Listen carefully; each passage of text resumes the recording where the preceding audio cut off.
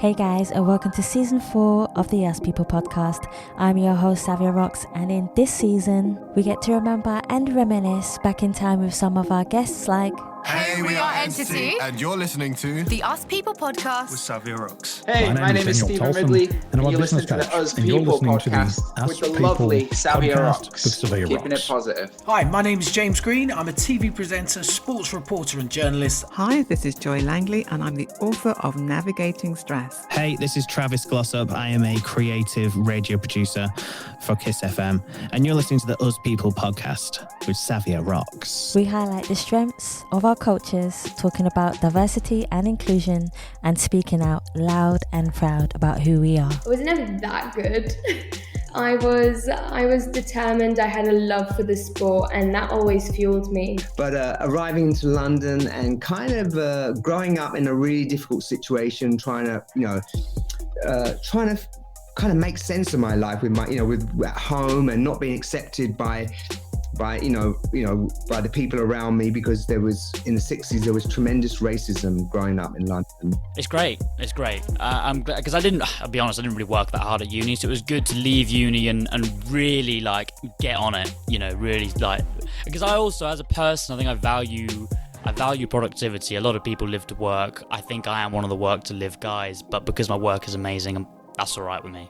So as a person, I go to bed happy when I've had a productive day. We've also saved the best till last by honouring another artist and showcasing their talent as our new theme song, with none other than your host, Savia Rocks, featuring in their song. So guys, enjoy, stay creative, and as always, please continue to be kind to one another. Let's go.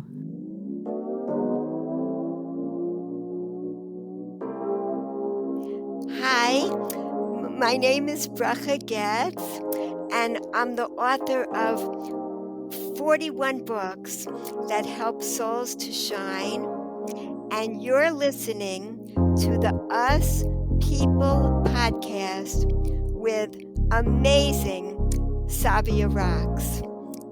Thank you so much. Peace of mind, peace of mind. Gotta keep my energy and peace of mind. I protect my energy and peace of mind. Hey guys, and welcome to another episode of the Yes People podcast. I'm your host Savia Rocks, and today I have the beautiful Bracha Goetz here with me, who is an author of 41, guys, and I'm going to say it again, 41 books, which helps children to authentically show their beautiful shining souls. Bracha, I want to thank you so much for taking your time to come on the Yes People podcast. How are you? Wonderful. Thank you so much. It's lovely to hear from you. So, Bracha, my first question for you is, could you please tell me a bit about your background and where you grew up, but also how that influenced you to be the person who you are today? Okay, sure. I grew up in a small apartment in Queens, New York, and I grew up with a lot of love. My parents were older when I was born, and they were really happy to have me. So there was a lot of love growing up, and I feel like I had just everything in my sweet and simple life that I had. So it's funny that I felt something was missing when I began to be around 12 years old. I started to think, is this it? Is this all there is to life? There's got to be something more, which is interesting. Why would I be feeling that way? Many people search for something more when their lives are difficult, or they've had a life of trauma as a child, which I did not. I had so much love, and yet I was searching for something beyond. Something was missing. I didn't know what it was. What it was that my parents really didn't have a sense of spirituality and understanding that they were spiritual beings. They were such sweet, loving people, but they never had a connection really to the roots of their own roots, their own spiritual roots. So this is something I began searching for. My memoir, the only book that I wrote for adults, I didn't really write it. I compiled it from my diaries, my journals, my letters, and then I filled in the missing pieces. It begins at age 12 and it goes till age 32. Nice. And it's the story of how I developed food addictions. I mean, you see it slowly developing, and then you see me healing from the food addictions. And what I tried to figure out in the book, and it's kind of a psychological mystery, because at the end I finally figure out why, when I found the spiritual nourishment that I was craving, why did I no longer have the food addictions? What did one thing have to do with the other? And that's what the journey, that's what the book is really explaining. And that's what I'm spending now the rest of my life, really. This is what I'm doing, sharing it with other people as well. And that's why I've written so many children's books, is because I want to give children the one thing that I was missing in my life, which was an understanding that I was a spiritual being, that we all are, and that we all need spiritual nourishment in order to thrive in life. Yeah. So I write these picture books for really young children, so they'll have the skills to have joyful lives, and they don't have to play catch up the rest of their lives afterwards. I love that. I love the way you did it. How was it for you? Because I know in the beginning you said even though you had really, really positive, loving parents, at such a young age, you already knew that there was something missing. And I think there are a lot of children who feel like they're in that position, but are not in the loving, caring relationship that you have with your parents. What would you say to those kids? And even if they were to listen with their parents to this podcast, for example, what would you say to them? You see, like, two of the books that I've written are about the prevention of abuse. Actually, specifically sexual abuse of children. I focus on this because if a child goes through neglect or abuse, the trauma of abuse as a child, they actually need more than only spiritual nourishment. They need therapeutic intervention as well, because our natural state is connection. We want to connect. But a child that's been through trauma, they have protection. They can't connect as well because they have layers of protection on top, because they can't trust. The sense of trust develops early on for a child. So it's essential, in order for our souls to shine, we need to protect children from abuse.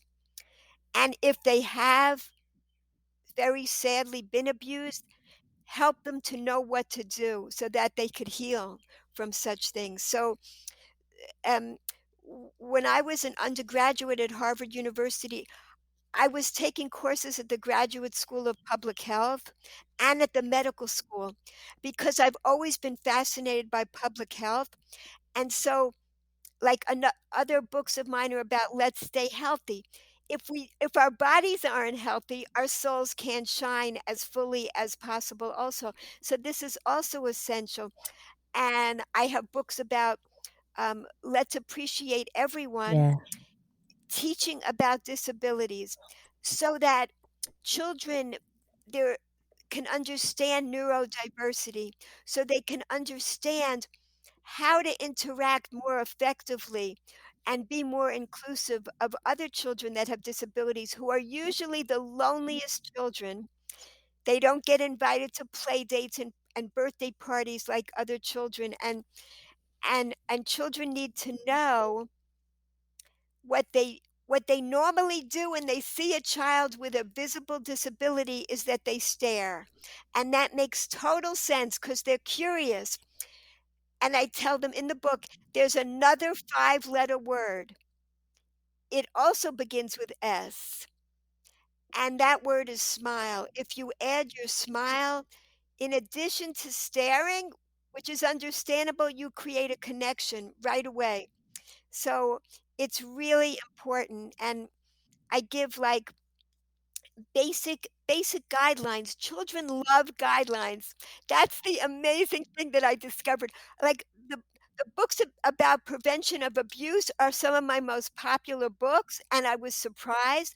It gives children a sense of safety and trust in the world to have these very clear guidelines. And so the same thing, like when a child meets another child in a wheelchair, sit down at the same level so you can connect. You're not standing higher up. And let's say you meet a child who's deaf. Speak slowly so they can hopefully read your lips, and draw them a picture, write them a note. Let's say you meet a child who's blind. Make sure to say your name, introduce yourself, and if you're going away, tell them that you're going. Be very clear. It just gives basic instructions, and there's so many children with invisible disabilities. So if you see a child sitting on the side, not playing, be aware, go over and invite them to join in. And they may not want to, but you've created a connection. You've helped your own soul to shine in addition to their soul to shine. So lots of basic guidelines. That's what I love to share for children. That's a Yeah. beautiful way to pull it, and I know that will help a lot of children. I know it's already helping a lot of children with what you're doing alone, because I have a brother who has autism. So everything you're saying makes complete sense, and it's all about, like, for me, I find that children who have disabilities also have a beautiful gift, Yes. and we That's another thing it's in the book. It talks about bring out the gifts, focus on the strengths. Everybody that's here has something to give to this world, or we wouldn't be here. I love Exactly. I love that. Please tell me a bit about, describe who you are as a person. And this is one of my favorite questions I love to ask everyone, is to describe who you are as a person, but also who do you see when you look in the mirror? But on the flip side of that question, has there ever been a time where you have looked in the mirror and not recognized the person staring back at you? How did you come back to be this beautiful, positive person that I'm connecting with? You know, what's really funny, this question is really great, and there's something that I want to express about this, really important. As a person gets older, I'm an older person, and you get wrinkles and things change about you. And you know, what happens is you say, who is that person in the mirror? Why is there a disconnect?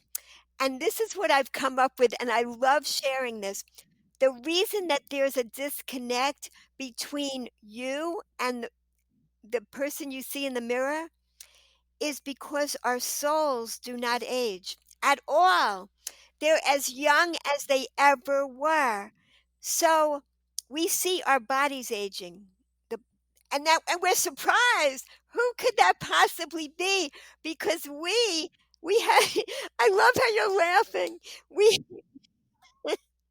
we have so much we have we have infinite energy, the same energy we always had. Our souls are infinite. They're a part of like source energy, which is infinite. We're a part of that. So there's no end to it. And we're as vibrant as ever. That's why we are in shock. As we get older, the more when we see ourselves in the mirror, there's a complete disconnect because our souls don't age. Only our bodies. Our bodies are the clothing for our souls. That's what's getting old.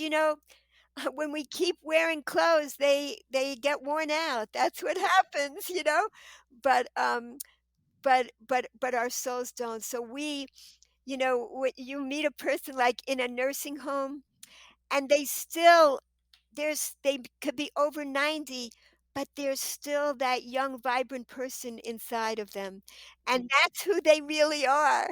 And so that's our essence, and that's why we almost always have a disconnect when we look in the mirror. Yeah. I remember my grandmother, she was like 83 at the time, and she didn't have much mobility anymore, unfortunately. But she said to me, and I was like, oh, I just wanted to hug her and hold her for as long as I possibly could. She turned around and she said to me, I wish I could just have a new body, but my soul is fine. Beautiful, beautiful. Mm. Wow. You know, and I miss that. I think you inherited this articulate way of your grandmother, and your grandmother's sensitivity. That is so beautiful. Beautiful. It's a beautiful thing to have, and I carry it with me wherever I go, and I make sure I share it with the people who I connect with every day, even yourself, because that always stays with me. It's just hard to express it. I need to show. I always want to show people what I mean, rather than always talk it. So my next one for you is, let's talk about communication, because communication is such a powerful thing. As a heart-led leader that you are, Bracha, especially when it comes to communicating your books with children, how do you feel as a leader in your own way that you transcend your energy to the children in your books? I love this. I love this question. Wait till you hear this, because you see, what changed my life, what filled my soul, was learning about the purpose of life. Yeah. I I just couldn't believe this was it. That's what I started questioning at age 12. We get up every day to go to the store, to buy food, to make money, to go to work, to make money, to buy food. It just keeps going. What's the point of all that? And so what I finally learned, this is from ancient mystical wisdom. What I learned is that there's a pleasure ladder. There's 5 rungs on the pleasure ladder. And I just realized this week that 5 rungs, as I hold up my hand, it corresponds to our hands, because the 5 rungs on the pleasure ladder are totally within our own reach. It's totally empowering. We can have the pleasure on each of these rungs at any moment in life. So the lowest level are all the sensual pleasures, all the natural physical pleasures, the natural foods, being in nature, moving, dancing, music, all these pleasures that have to do with all our 5 senses that we've been given. Moving up is love. Love is not dependent on anybody. That's the thing about this definition. It's focusing on the virtues of another. What do you appreciate about someone else? If that's it, then you can experience love at any moment by focusing on the virtues of another being. And I say, even in prison, a person could focus on a grandmother that once did something wonderful for them and feel that warm emotional feeling and feel encouraged. And the next level up, the third level, is meaning, doing something positive and meaningful. And the fourth level is creativity. When you put a unique part of yourself into the world, you're in a zone. You don't feel like eating or sleeping. It's so pleasurable. And the highest level is transcendence, like you were saying, to transcend. That's it. Transcendence is like what you experience under a starry, starry sky at night, when you know you're a part of the greater universe. And it's when we transcend our own limitations, when we make a tiny crack in a bad habit, begin to break an addiction. Um, we transcend the differences between us. We see how we're all connected, and we're all connected to source energy. So we all share that. So these 5 levels are available to us at every moment.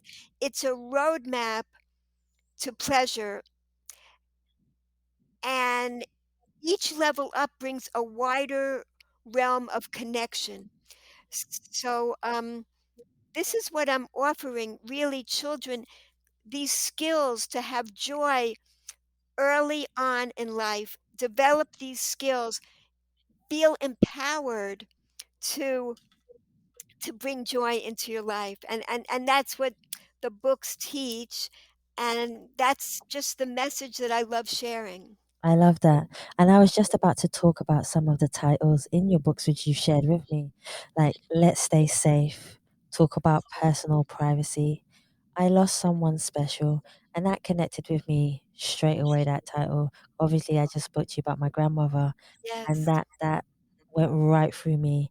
And also, Let's Stay Pure, you know? Yes. Yes, exactly. And I also forgot to say that in order to reach each rung on the pleasure ladder, there's just one price to pay, and that price is gratitude. In order to experience pleasure, we just have to we pay back with gratitude. That's really all we're here for, to enjoy this amazing garden that we've been given for our infinite pleasure.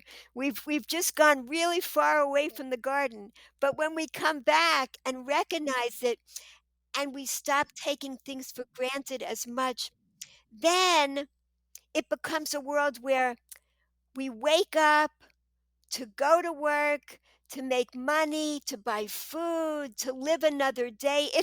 It's the same world, but it's transformed into a world where there's gratitude that we can find at every moment. I love the way you express yourself. I'm just like this. No one can. No, guys, you've got to see how Bracha expresses herself. It is amazing. It's like you just feel everything she's saying. It just pushes right Oh. through, and I absolutely love it. I would be like one of those 5-year-olds just sitting there and just feeling the ambient energy, because as children sometimes, and I felt this earlier on in my childhood, I knew I was different in the terms of spirituality, but I had nobody to go and express that to and say, hey, I feel different. I know I'm different. I'm seeing and feeling things. And I didn't know who to talk to. And there are so many kids out there, or children, who are just like that. And I'm so glad that you're talking about it. Exactly. I felt weird and different. That's exactly what I felt. And there was no one to explain this to. I didn't even know what was missing. I just knew something was missing. And that there was this hunger that could not be filled by anything. I kept trying. The the more we feel the emptiness within, the more we try to fill that emptiness with externalities. That's why addictions are so commonplace now, because we all want pleasure, and we want the pleasure to keep lasting. So if we find that the chocolate chip cookie brings us immediate pleasure, why not eat the whole box? Just keep going. And that's how I lived, because at least I was experiencing pleasure for that time period. Now, I understand that it comes from a sense of scarcity. We don't have enough pleasure in our life. So once we recognize that there's really an abundance of pleasure available at every moment, it's a completely different world. The reason why people develop addictions and eating disorders, has to do with a sense of control and a lack of trust in the world. So even though I had loving parents, there was something I didn't trust the world in general. Was all of this life really for a good purpose? Were we really good inside of us? These were things I didn't know. Nobody explained these basic things. So when you understand that this whole world was created for our pleasure, it changes everything.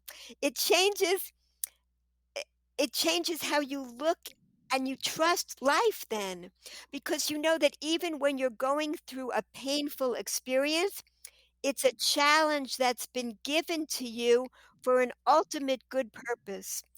There's a way that you can grow, there's a potential that you have that you can grow into through that challenge, or you wouldn't be having it.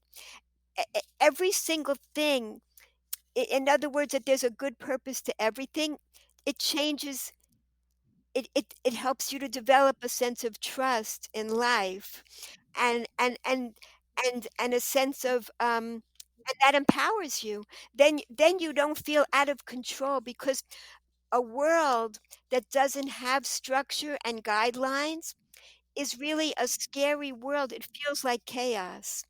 And so we need these structures in order to feel safe, and then in order to be able to blossom and let your soul shine, because you're not afraid anymore. Then you could That's when the layers of protection can come off, when you begin to trust again in this world. I love that. There is something that popped into my mind, and I would really love to ask you. I've never asked this question to anyone before. So, the question I want to ask is, children have a really pure mindset, and children will always say naturally how they feel, or if they don't like something or something smells. And we as adults, we laugh but to us, there's something beautiful in that, the truth. They say how they feel, which is the truth. But adults, as we get older, I don't know. What I'm trying to say is there's a point in a child's life to where they're growing up, where there's change. And Yes. they don't have that purity or innocence or freeness to be who they are, because when you get to adulthood, you feel like you now have to be an adult because there's bills to pay, you have responsibilities, and there are so many things going on. That's when depression and so many other things take place. I would love to ask you, from your point of view, where is that break point from when a child is innocent and pure and says how they feel and playful and loving and caring, to that point where they turn into adulthood? Because I believe there's still a child in all of us, but for some reason, when we turn into adults, we feel that we have to be the adult, we have to be sensible. What would you say? It's such an awesome question. I mean, I remember that the changes happened to me at age 12, and it's a hormonal change that happens. You shift into adolescence at that age. That's when I got a whole new awareness of the world that I didn't have before, and that's when I started questioning. That's when I began to be filled with questions. We we can keep the childhood parts of us, though. As I got older, there was more and more cynicism, and the I wanted to be around more idealistic people, like the way I used to be. And eventually that's what happened, and I really do. I really surround my life with that now, because there's so many qualities from childhood that I love, like the sense of wonder, the sense of curiosity.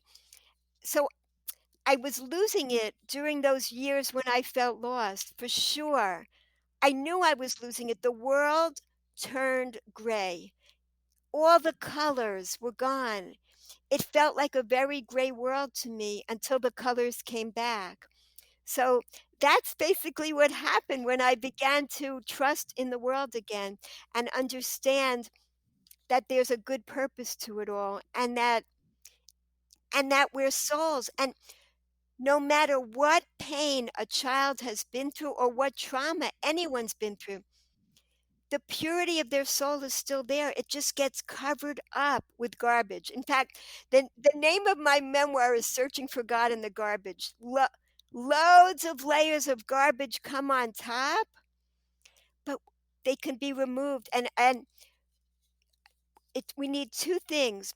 For me, it was getting the nourishment that my soul was craving, and then the light could just melt away all that. Other people that have been through more trauma, they usually need therapeutic intervention as well, in order to help get those layers removed. But they also need the nourishment. They're both essential throughout the healing process, and that's what we're here for. We are here to make our souls as bright and beautiful and shining as they possibly could be. That's our purpose here.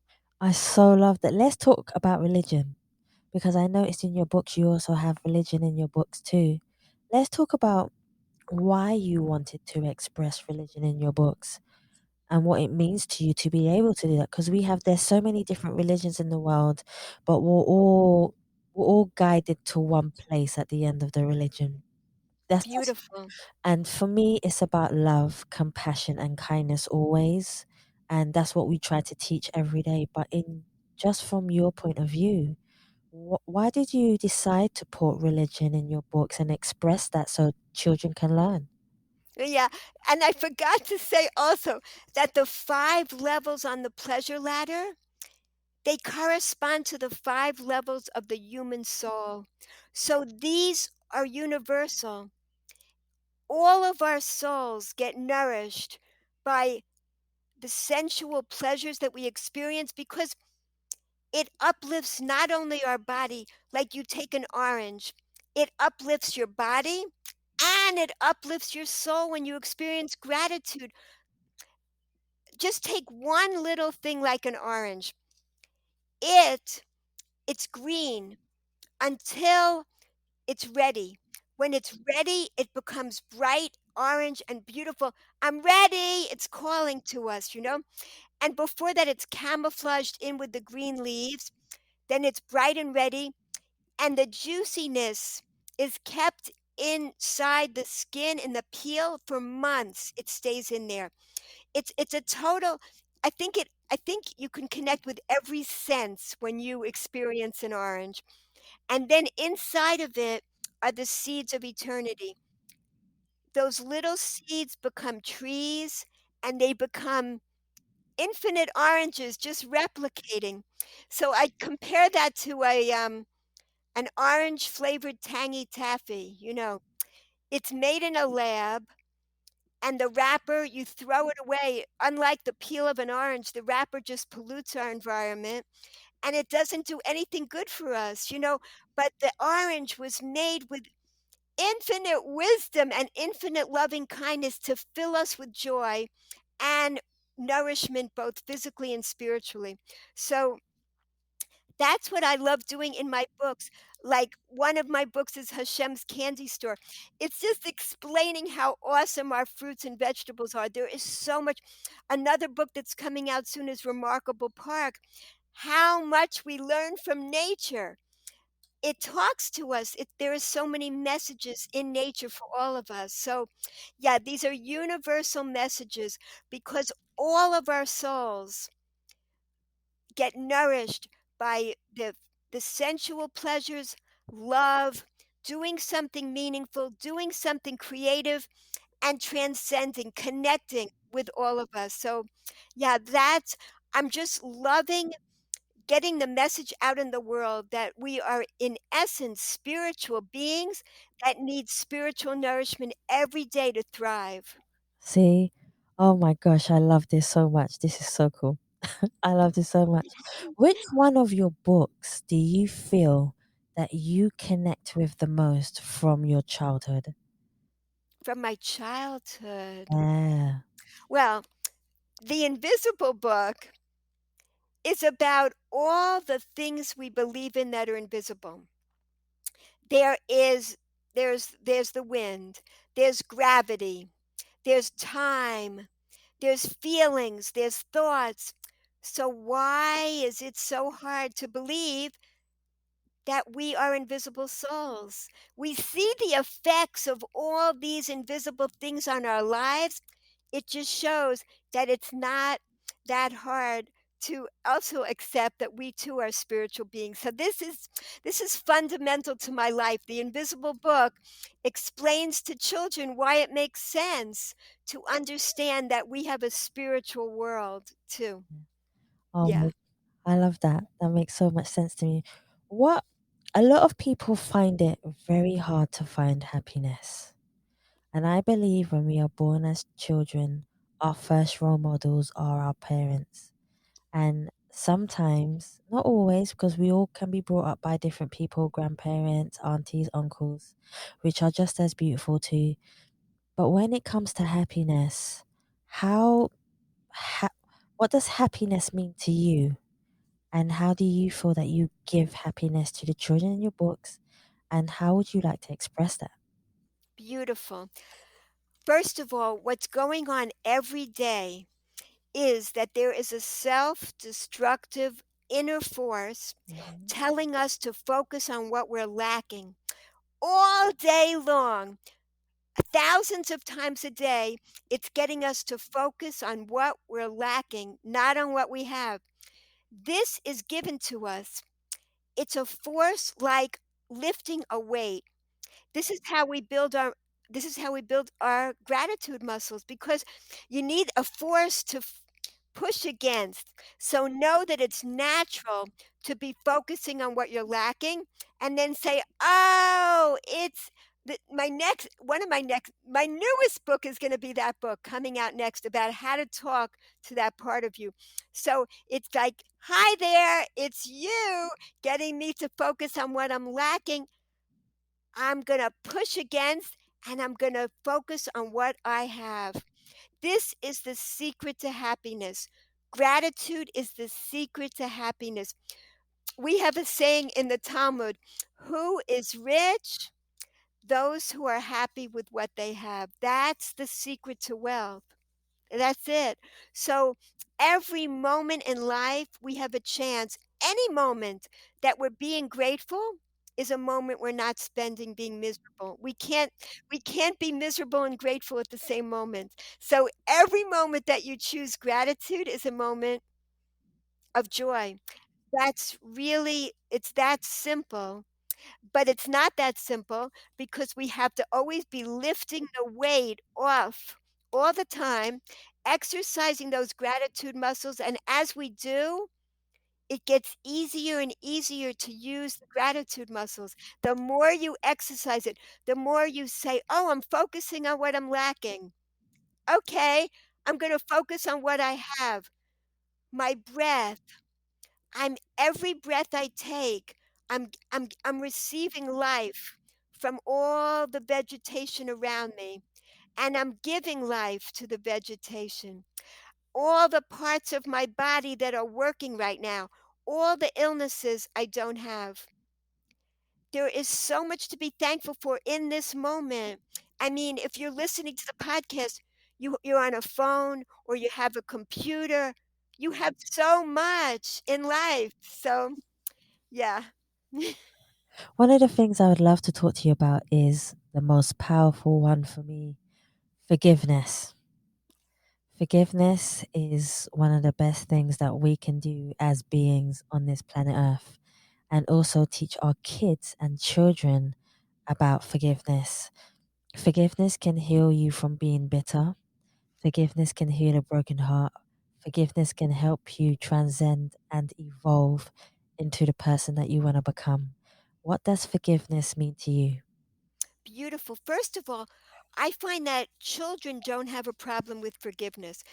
They will get into this big fight, and 2 minutes later, they'll be playing again with it doesn't stay with them. It's the adults that have learned to keep grudges because of protection. We put on those protective. So I'm not sure that a child needs a book about forgiveness as much as, it's adults that really, I think the best explanation I've heard is that when we're carrying a grudge, we're letting those people live in our minds rent free. They're taking over us, they're absorbing our energy, they're draining us. We are giving them so much power. How do we take back the power from the person that has harmed us? One thing, if I'm going to focus right now on someone that did something harmful to me years ago, I try to think about how that person had a very difficult childhood, and they did the best they could at that time. What they did was very hurtful to me, but the person did the best that they could, and I don't have too much contact with that person anymore, but they don't I don't feel anger and rage at that person. Um, I just feel kind of sorry for what they had to go through in their life. So I'm not gonna be a doormat to let them in my life all the time and continue to do mean things. But it doesn't take up a lot of space in me now thinking of that person. I just kind of feel badly for them. And instead, fill your life with gratitude. That's what I say. Acknowledge that you have those feelings, try to work through it, and then, and I don't say move on, but just bring in more and more pleasure into your life. There's so many things to be grateful for. So the less space that can take up in your life, the better. And definitely, if it was a trauma like abuse, then therapeutic intervention is helpful as well. Good therapeutic intervention that helps you to heal. That's a beautiful way of seeing things. That is an absolute beautiful way of seeing things. What do you believe that you are proud of, that you stand for as a human being on this planet Earth? Well, I say human being, but I say spiritual being would be better for you, definitely. What would you say you're most proud of?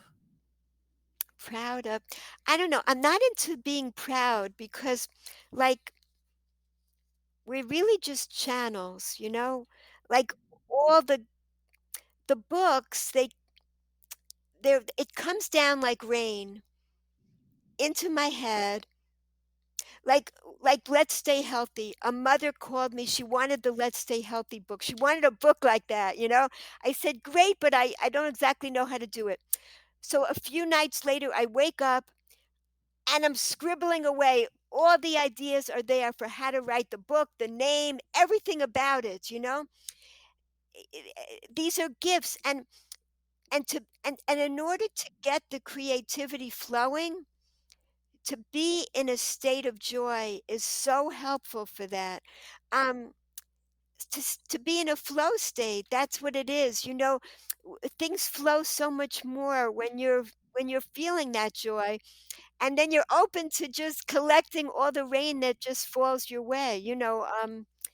That they call it brainstorming. Now I know why it's called brainstorming. It's like a storm coming down, and you just have to catch it. So, I forgot what the question was. I don't even know what what was the original question? The original question. Oh, the original question was, what are you most proud of? Oh, right, right. So it's just like, we just do what we I love you. You're terrific. We just, we all have different things to connect with each other. We're just all, oh, I love this line. We're not here to see through each other. We're here to see each other through. We're all here. Each person Love that that. we happen to connect to, it's no accident. We're all connected here to just help each other on this short journey that we have together here on Earth. Oh Yeah. man, I love that. What is the best advice that you have ever received from somebody, and how has it helped you in your life? I'm going to say that it's the pleasure ladder. It helps me so much. Whenever I feel like, if you feel like overeating ever, you say, is it my body that's hungry or my soul? Or, Yeah, or you say, if I have, 95 more pieces of this, or 95 more spoonfuls of this ice cream, will I then feel full? You won't, because it's not that kind of a hole. And you know what else you could do? You know that in order to get over a bad habit, it's not about restriction. It's about bring on the pleasure, bring in even more pleasure. I love it. So I learned that it takes 400 repetitions to form new synapses in the brain, to form a new habit. It takes 10 to 20 repetitions if you do it joyfully. It's very quick to form a new habit if you do it joyfully. So how do you do it? Add more joy. Sub in other pleasures that you love. In my 600-pound life, there's this show. The people say, they all say the same thing. Food is the only thing that was bringing me pleasure. So that's what we got to do. There's an abundance of pleasures. Bring them into your life and they're within your grasp. See, that's a beautiful way of saying it. What would you say is the one quote that you have taken with you in life? Oh, there's a whole bunch. I love quotes, but I'm going to take one I heard recently. Jeff Bezos, Oh, yes. head of Amazon, and he says, everything I have ever done in life has started small. I get such a kick out of that because Amazon, when you think big, big, big, everything I've ever done in life has started small. Start with an orange. You want to add more gratitude? Start with a breath. Start with the tree outside your window. Just start small. Just keep adding more and more gratitude to your life, and you will be filled with a life of joy. If there was one song that was the soundtrack of your life, what song would you choose and why would you choose that particular song? Well, the first song that comes into my mind is the song that my father used to sing to me. You are my sunshine. Yeah. So I remember I had asthma as a young child, and I'd be coughing terribly in the night. He would pick me up and walk with me, pacing with me. In fact, the carpet in my room was like worn out from where he would pace back and forth with me during the night, so that I would get over the coughing fits that I was having, and he would sing, "You are my sunshine." So that's it. Maybe nobody ever asked me that question, and that's what I'm thinking. Maybe that's why I'm all into helping souls to shine. It just hit me now. So thank you so much for asking that question. Oh, thank you. Thank you. What advice? I've only got two more for you.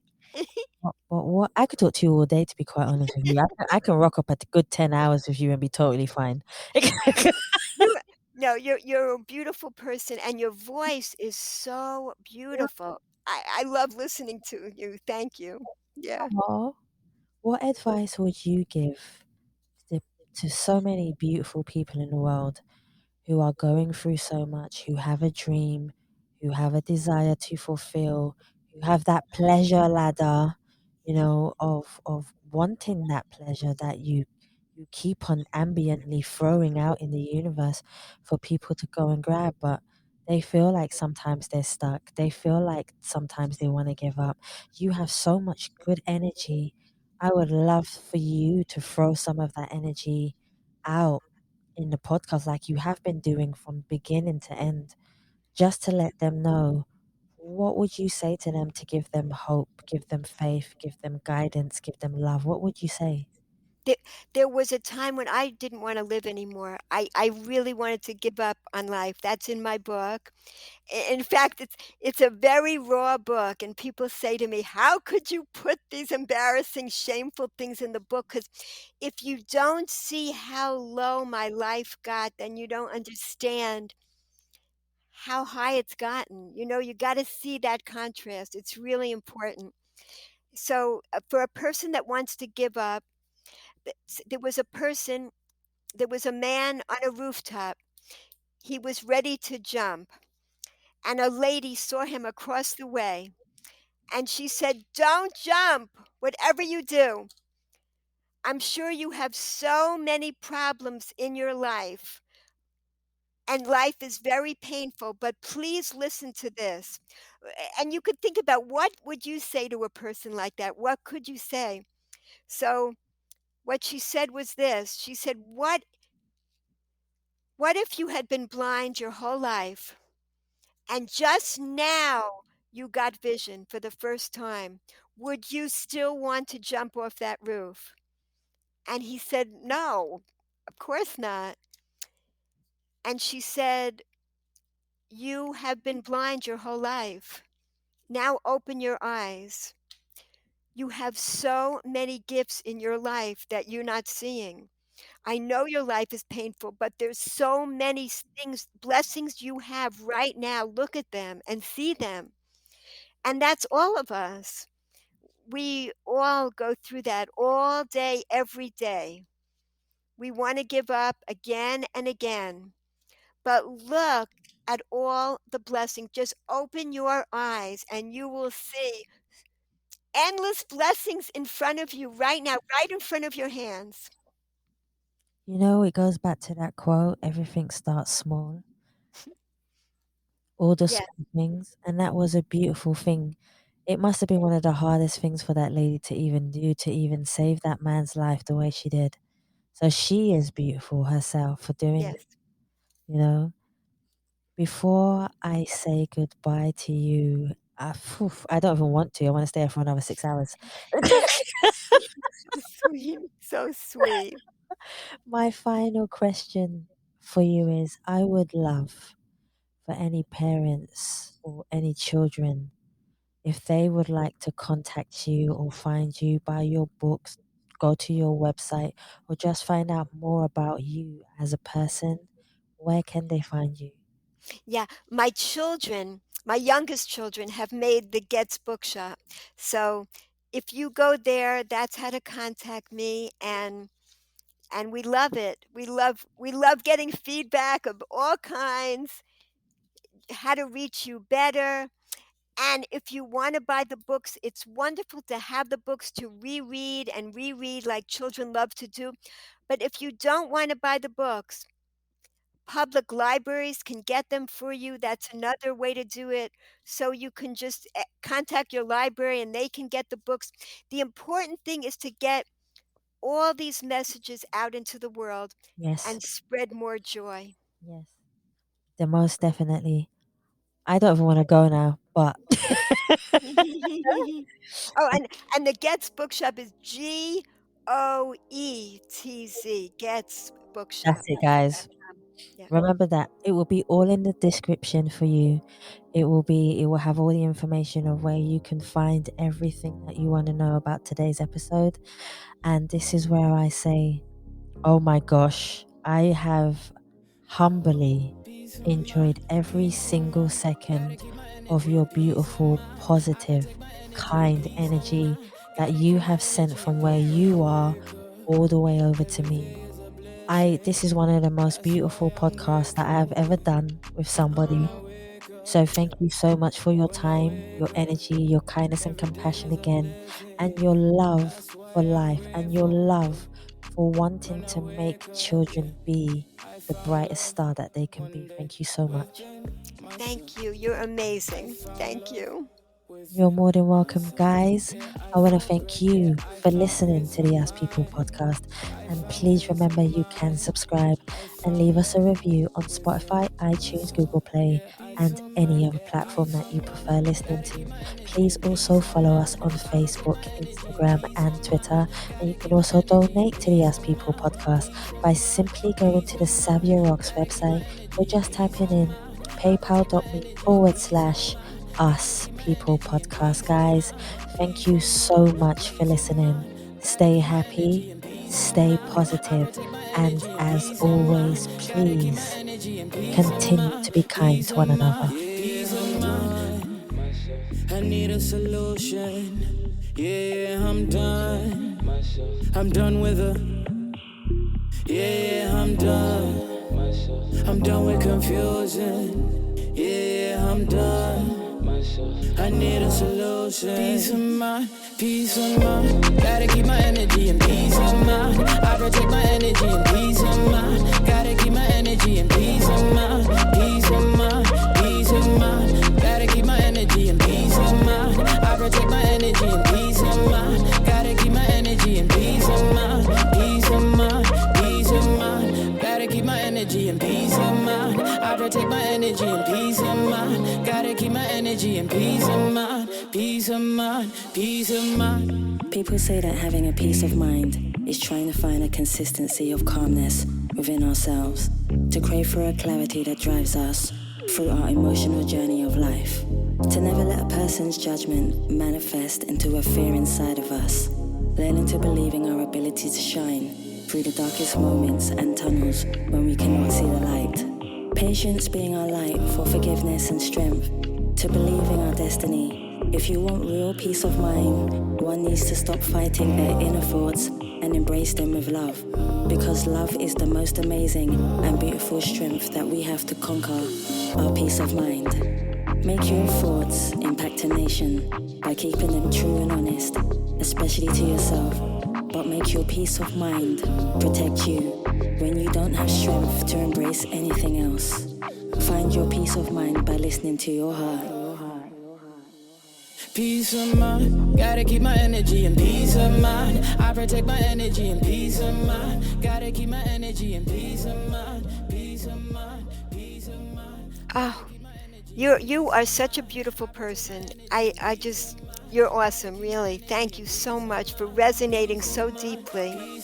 Wonderful. Gotta keep my energy in peace of mind. I protect my energy in peace of mind. Gotta keep my energy in peace of mind. Peace of mind, peace of mind. Gotta keep my energy in peace of mind. I protect my energy in peace of mind. Gotta keep my energy in peace of mind. Peace of mind, peace of mind.